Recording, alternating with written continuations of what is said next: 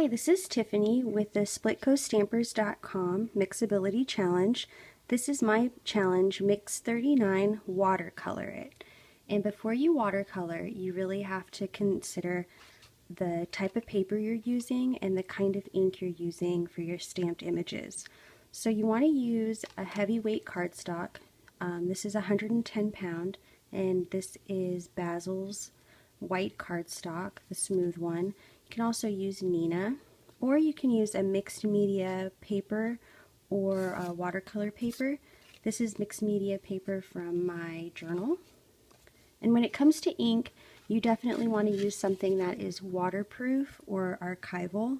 So we have StazOn that works perfectly with stamped images. You can also use Stampers Big Brush Pen, which is India ink. Or you can use something like this mixed media ink, which is just a pigment ink, and you can heat and emboss it with clear embossing powder. Or you can just use Versamark, which is a clear ink, and use any sort of embossing powder on top.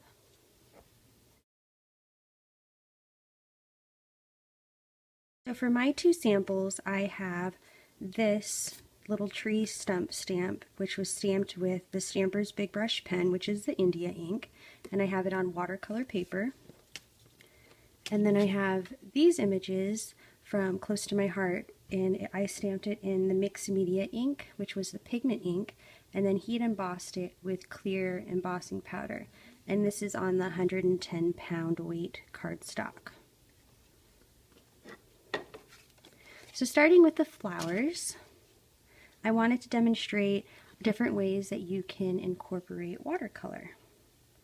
One of the easiest ways to do it is by having a little palette set up with various colors of gelatos, and you can create little washes.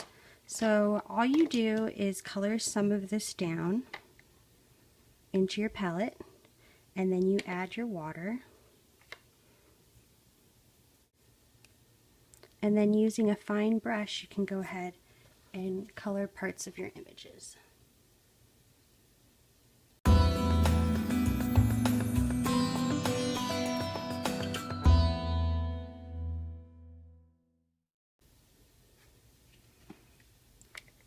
Using the same medium, using the gelato, you can also take your brush directly to the gelato. So just moisten your brush with some water, and then take the pigment straight from there.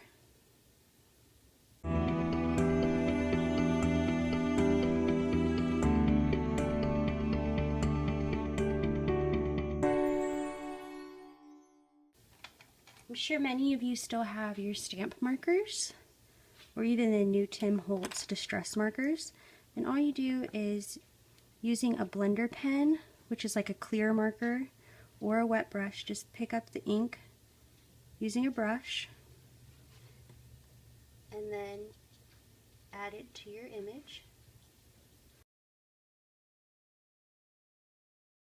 You can also take your stamp pad and, using a clean stamp block, just smush some of that ink down, and then you can use it with a little bit of water and a fine paintbrush.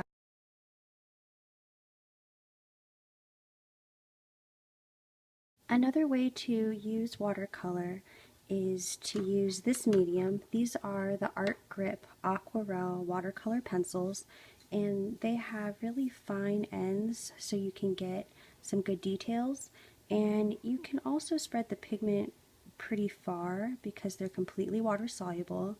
The only difference between these and the gelatos is that these are permanent once they're dry, so you can add other mediums on top without them getting muddled. But I'm going to use them in this tree ring that I stamped with the India ink, just so that I can get some details.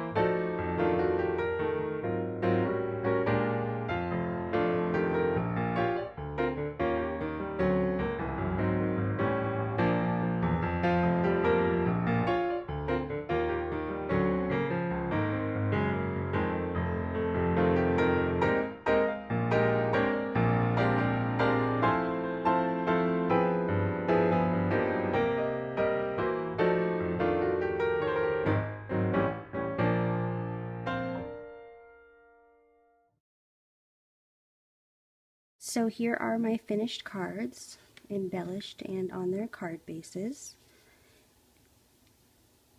So I just showed you 5 different ways to incorporate watercolor using different mediums and methods.